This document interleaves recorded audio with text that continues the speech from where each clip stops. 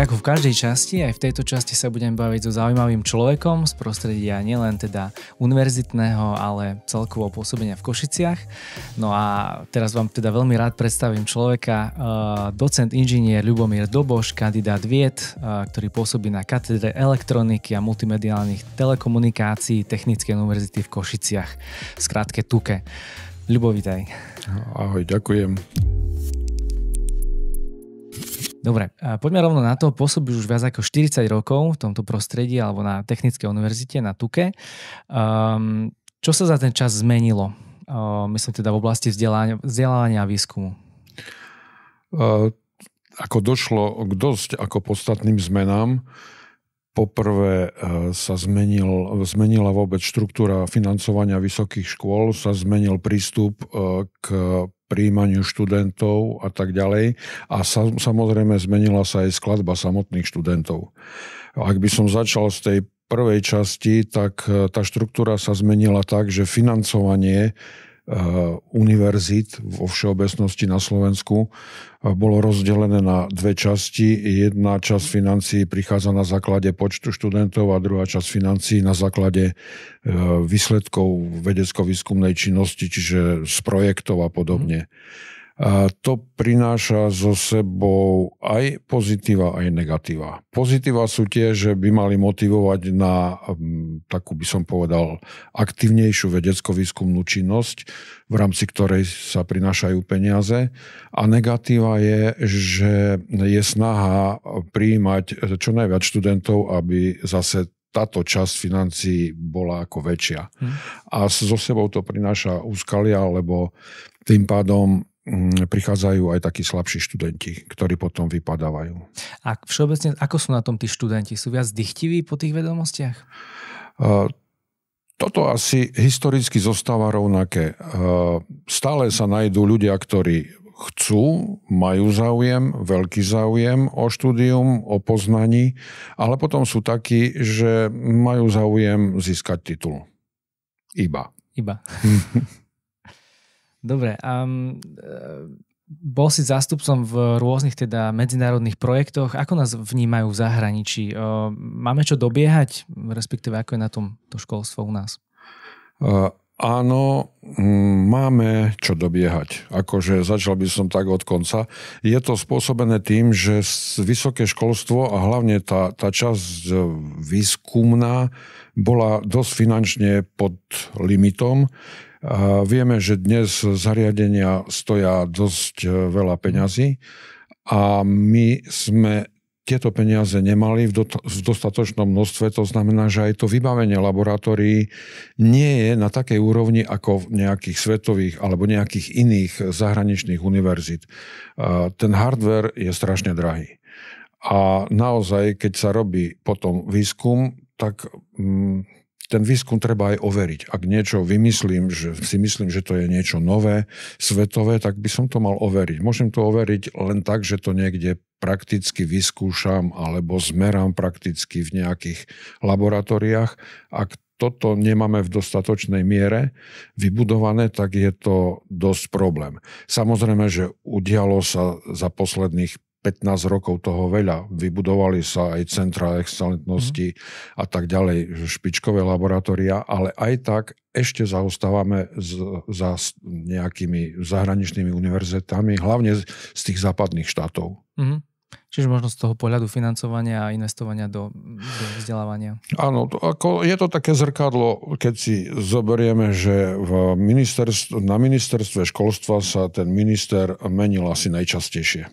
Takže žiaden ako nedokáže dokončiť tú svoju myšlienku. Nehovoriac o tom, že tie finančné prostriedky sa trieštia aj zväčšujúci sa počet univerzít. Máme množstvo univerzít, kde politická snaha alebo nie je politická sila, aby sa povedalo, toto nie je univerzita, ktorá by prinášala nejaký úžitok v tom zmysle, že to vyprodukuje ľudí, ktorí by zastávali také miesta a také pozície, ktoré by prinášali nejakú pridanú hodnotu. A to je celý vlastne problém toho. Ja som si ťa sem pozval aj kvôli tomu, že čiastočne si teda našim zamestnancom, myslím teda v Deutsche Telekom IT, a tvoje meno sa spája teda aj s iniciatívou ORAN, čo je vlastne skrátka Open Radio Access Networks. Táto iniciatíva nie len teda u nás, ale tak všeobecne je dlhodobá strategická, ale stále je to teda nová téma. A čo som sa teda dočítal, tak pointou je vlastne odbúrať tzv. Vendor lock, lebo momentálne tie stanice, také BTSky, to znamená Base Transmission Station, ktoré vlastne sú takým styčným bodom medzi tým konkrétnym užívateľom a podporovateľom, dajme tomu, tak momentálne, keď si to teda kúpime od jedného poskytovateľa, napríklad nebudeme teda menovať, ale sme teda viazaní na to, aby sme aj ten software, aj ten hardware vlastne používali od tej jednej firmy. No a pointou tohto ORAN je vlastne tieto veci odbúrať, to znamená, aby sa tie vlastne náklady kapitálové znížili a zabezpečiť vlastne aj možnosť pre ďalších hráčov na trhu a vlastne jednoduchšie rozvíjať to budovanie siete. V spojitosti s týmto aká je tvoja úloha teda u nás vo firme v Téčku? Ako si už spomínal, ja mám čiastočný úväzok, čiže part-time som v tomto, v Téčku. Mám pozíciu nejaký senior konzultant a moja úloha bola vlastne podávať nejaké vysvetlenie alebo dávať nové vedomosti, poskytovať nové vedomosti vybraným pracovníkom, ktorí v danej oblasti budú pracovať. A tá oblasť, v ktorej sa ja vlastne pohybujem za posledné možno aj 20 rokov, je vlastne rádiová komunikácia, mobilné siete a podobne. Čo bolo aj dôsledkom toho, že som bol členom rôznych, ako si spomínal, takých výskumných skupín, ktoré pracovali v tejto problematike. A aktuálne teraz beží, my to nazývame pracovne, že to je ORAN Akadémia, čiže raz týždenne večer mám hodinovú takú akože prednášku, alebo akési, nechcem povedať, že školenie, ale v podstate je to taká prezentácia vybranej témy z oblasti ORAN, čiže Open Radio Access Network problematiky. Ale táto problematika je strašne široká. Zjednodušenie to možno znie v tom jednom názve, ale súvisí to vlastne s 5G sieťami. Vieme, že dnes sa ponúkajú 5G siete, ale nikto netuší, že vlastne to nie je ešte tá 5G sieť, ako by mala vyzerať, že to je len akási časť riešenia tej 5G siete, lebo tá 5G sieť v sebe zahŕňa problém softverovo definovaných sietí, čo je úplne nový prístup k počítačovým sieťam, používa nové technologické poznatky, aplikuje nové technologické poznatky, ako sú smart antény, aktívne antény, virtualizácia sieťových funkcií a tak ďalej. Je to komplex problémov. Takže aj AI má čo do toho povedať do budúcna? Áno, jeden z takých kľúčových vylepšení toho ORAN spočíva v tom, že práve v ORANe má bežať umelá inteligencia, ktorá by na základe predchádzajúcich prevádzkových parametrov siete, napríklad nejakého sajtu, nejakej ranky, vedela estimovať a odhadnúť na aktuálnych dátach, že čo sa v sieti deje a prípadne to automaticky aj zmeniť. Dnes tam musí nejaký pracovník, maintenance pracovník nabehnúť a buď vymeniť v reku nejaký blok a tak ďalej. Ale Open Hardware nám umožní to, že na diaľku 100 kilometrov sa to vie zmeniť softverovo. Čiže sa to nezdá, ale týka sa to vlastne každého z nás, tým, že používame mobilné telefóny aj tie siete. Áno, ale 5G sieť je trošku komplexnejší problém. 5G sieť je niečo také veľké, ktoré je určené pre rôzne použitia. Má také 3 kľúčové oblasti použitia. Jedna oblasť, ja to poviem veľmi jednoducho, sú senzorové siete alebo IoT. To sú v podstate Internet of Things. Internet of Things, ale sú to senzorové siete na smart home, smart city a tak ďalej riešenia. Potom je tam ďalšia taká skupina aplikácií, ktorá je nazývaná, že to je Enhanced Broadband Communication, ktorá umožňuje alebo by mala poskytovať vysoké datové toky pre streamovanie, 4K televízie a tak ďalej pre používateľa. A posledná je skôr pre priemysel a tá má ako názov, že Reliable and Low Latency Communication, čiže spoľahlivá s nízkou odozvou, čo je pre robotiku, pre autonómne auta a pre takéto aplikácie. Čiže my keď sa povie 5G sieť, tak to je tento komplex. Pričom IoT má pracovať v pásme 26 GHz a tie ostatné v tých pásmach 5 GHz asi, čiže pod 6 GB na 6 GB.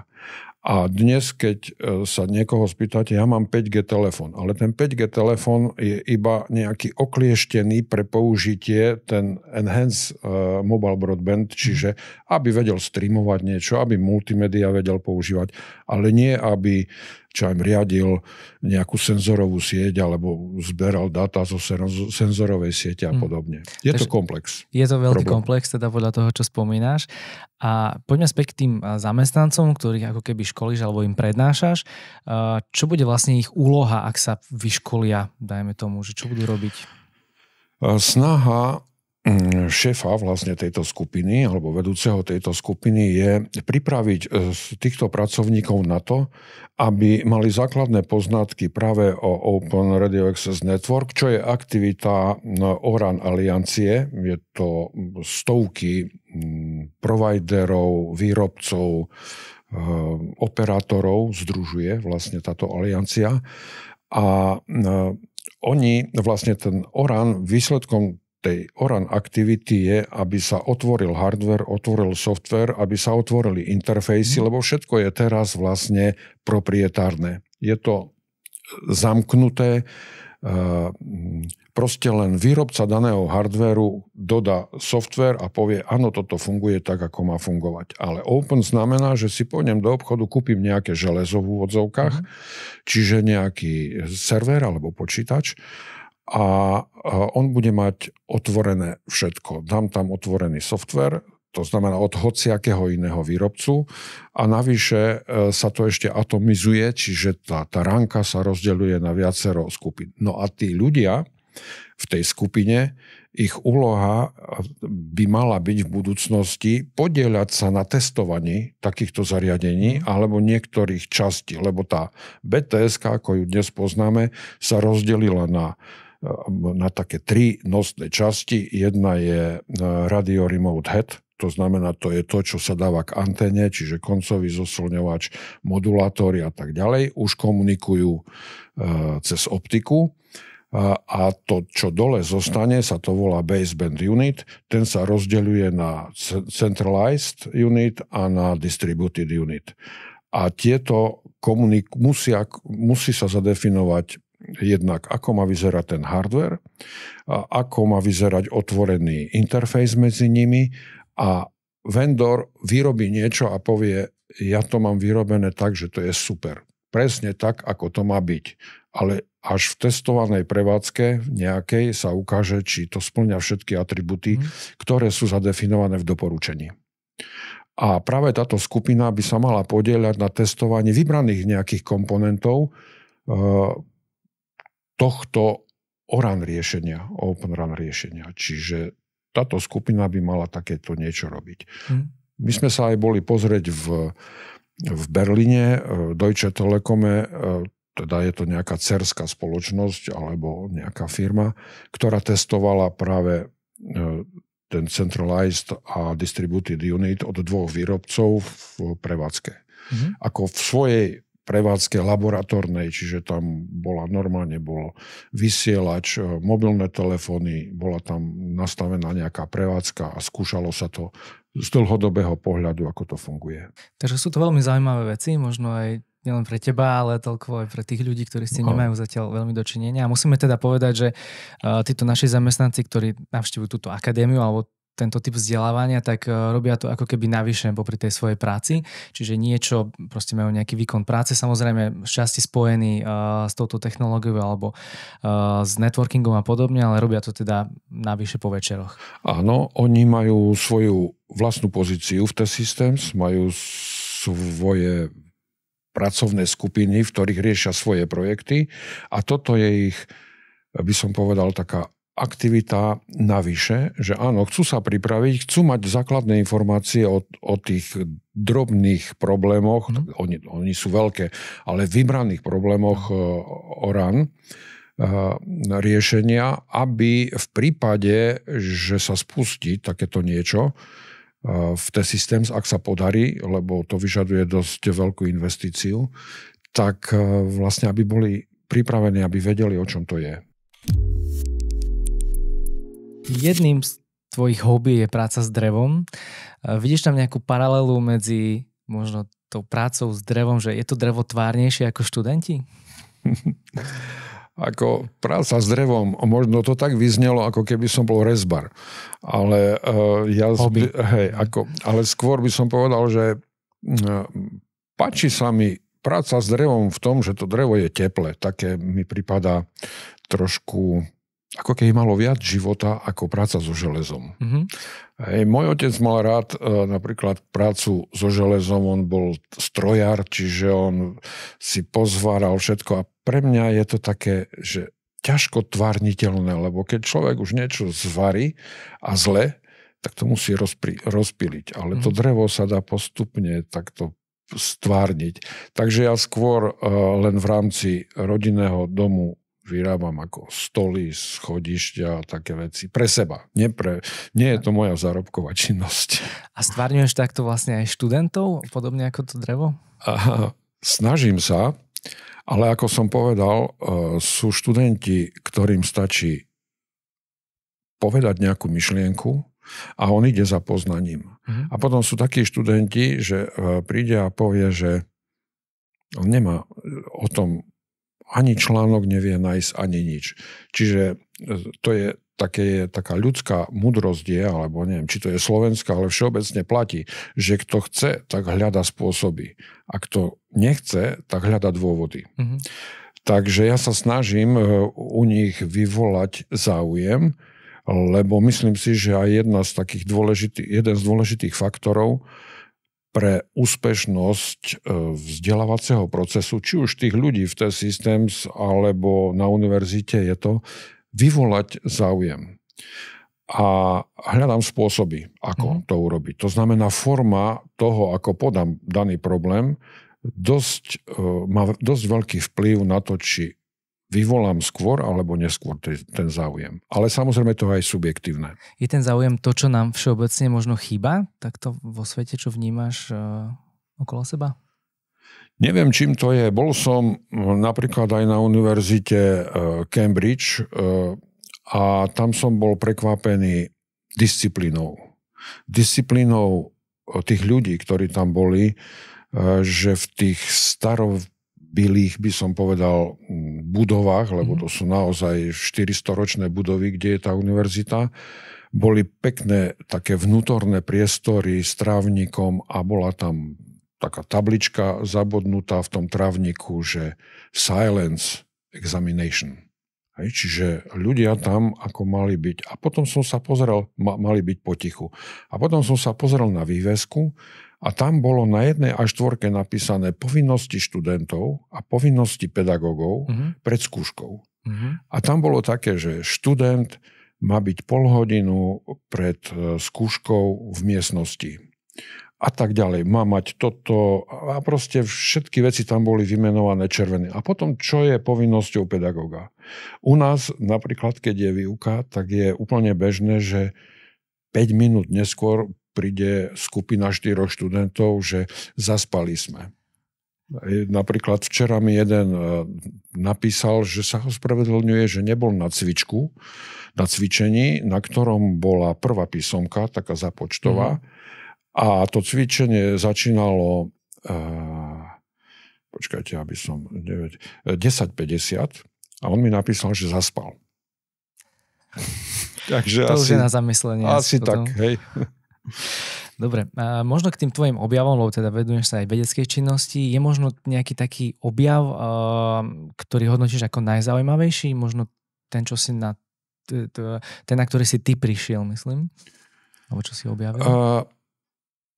Tá vedecko-výskumná činnosť moja mala dosť taký široký záber, lebo ja som začínal kdesi pri potlačaní šumov v rečových signáloch prostredníctvom adaptívnych čisticových filtrov, ale potom som prešiel na tú mobilnú časť a v rámci tej mobilnej časti jedna z takých, ktorú si ja akože považujem za dosť pozitívnu, že sme navrhli taký postup alebo metodiku na vyhodnocovanie modelov pohybu.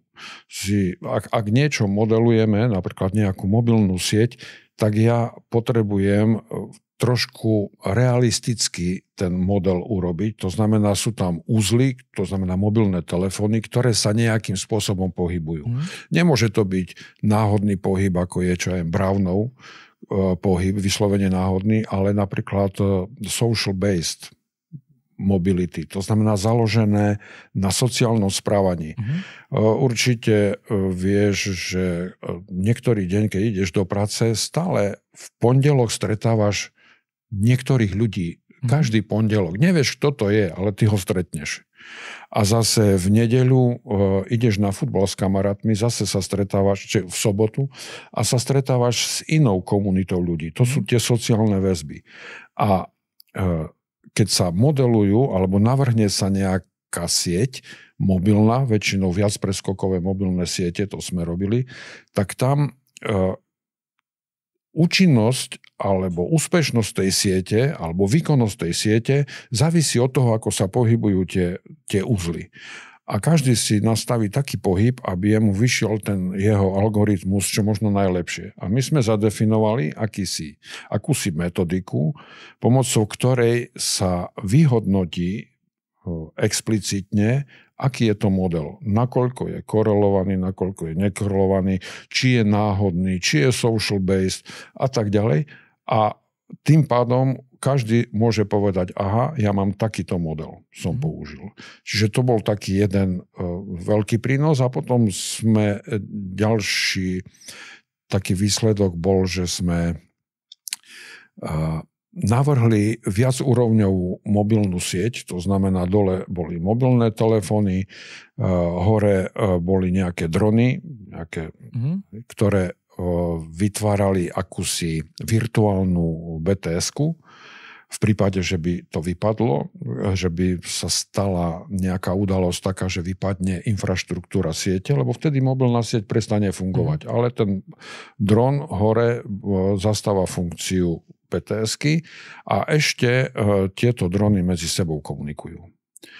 Takže to bola taká viacúrovňová, tam bol taký algoritmus, ako sa to má správať. Ale ešte by som určite našiel viacero takýchto výsledkov, ale to by som už do takých detailov zachádzal. Áno.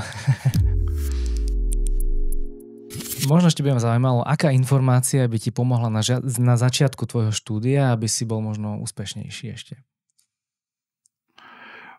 Možno, že tu ani v mojom prípade asi nešlo ani o informáciu, alebo o nejaké informácie, lebo ja som si tie informácie musel hľadať. Lepšie povedané, hľadal som si pozíciu, v ktorej by som sa mohol etablovať a v ktorej by som mohol možno vymýšľať niečo alebo hľadať nejaké aktuálne riešenia. Poviem príklad. Stačil taký maličký impuls od kolegu, že počul som o adaptívnych číslicových filtroch, keď som robil kandidatúru. A hovorím, hej, a ukázal mi taký článoček, jeden odstavec, asi 3 riadky, tam boli adaptívne číslicové filtre. Tak ja som sa do toho pustil a jednoducho na tom som vybudoval svoje PhD štúdium. A našiel som, že to má obrovský dopad, tento spôsob potlačania šumov, lebo napríklad, a dnes sa to bežne používa, že plod, keď sa EKG plodu v tele matky vyšetruje, tak sa vlastne je tam rušenie od tepu srdca matky. Ten plod je niekde v pozadí. A dá sa urobiť to, že aj keď ani nepočujem ten tep plodu, alebo vyslovene EKG toho plodu, tak ja viem odstraniť ten tep matky tak, že ja mám úplne jasný ten tep plodu. Potlačiť ten... Hej, ale adaptívne, sú to zase, tam sú gradientné algoritmy a tak ďalej, ale akože bolo to veľmi zaujímavé, lebo z potlačenia nejakých alebo z ponoreného signálu minus 30 decibelov, to znamená 30 decibelov je signál pod šumom, čo je akože šialené, tak sa dokázal vyťahnuť na plus 30. A keď si zoberieš, že 3 decibely je dvakrát. A 30 to je obrovský rozdiel tých signálov. Takže to, ako odpovedám na tú otázku len tak, že na každom človeku je to dané, že či on ho dokáže zaujať niečo. Ani impuls tam, stačí len maličký impuls, ale potom to všetko je na tom samotnom človeku, či ide za tým poznaním. Ja teraz aj študentom hovorím, že vy čítate článok, nájdete tam nejaké 3 písmená, čo je AEG, a vy sa s tým uspokojíte. Napíšete AEG, ale čo to je AEG? Nevie. No ale jak môžete o tom písať, keď neviete? Čiže to je to poznanie. My sme museli chodiť do vedeckej knižnice. Keď som našiel nejaký problém, zistil som, v ktorom článku to je, išiel som do vedeckej knižnice, objednal som si ten článok a o deň, 2, 3 medzi knižničnou výmennou službou mi prišiel daný časopis a tam som si to prečítal. Dnes ťukne na internet, má to. A je to hneď. Čiže je to okamžitá reakcia. Čiže také možno odporúčanie, aby tí ľudia a študenti boli viac dychtiví po tých informáciách a možno viac sa zaujímali o to, čo to znamená, nie len tú prvotnú informáciu teda spracovali. Ide o to prebudenie záujmu, ale to prebudenie záujmu je na strane učiteľa, ale je to aj dané tým samotným človekom. Lebo ja poznám ľudí, ktorí vyštudovali aj lepšie nejaké odbory alebo vysoké školy. Ja poznám napríklad aj lekára, ktorý mal DTP pracovisko a mal osvitku svoju vlastnú a robil plagáty a takéto veci. Filmy pre plagáty, pre CMYK, tlačiarne. Ale po nejakých 15 rokoch alebo 10 rokoch tejto činnosti odrazu zistil, že toto ho asi veľmi nenaplňa a vrátil sa k lekárskému povolaniu. Čiže to je o tom, že či sa človek nájde alebo nenájde. Tak veríme, že všetci študenti, ktorí teraz študujú aj teda pod tebou a pod tvojim dohľadom, takže sa nájdu, že budú z nich tí ľudia, ktorí teda budú dychtiví po informáciách. No a ďakujem ti teda pekne za tvoj čas, že si nám venoval teda a povedal teda tvoje skúsenosti a nejaké rady do života. A verím, že sa teda čoskoro vidíme znova. Ďakujem. Ja ešte posledná poznámka na záver. Chcem akože poznamenať, že mladí ľudia sú šikovnejší, ako sme boli my v ich veku. To znamená, že len to potrebujú trošku akcelerovať. Lebo keby my sme mali riešiť také témy, ako oni riešia teraz v rámci štúdia, myslím diplomové práce, bakalárske práce, nevyriešili by sme to. A oni to vyriešia. To znamená, že sú ďalej na tej špirále vývoja. Takže držím mladým prsty. Sami ste to počuli, tak sledujte aj ďalšie IT Talky. Verím, že sa ti táto časť páčila, tak nezabudni dať follow a like a sleduj ďalšie časti tohto podcastu.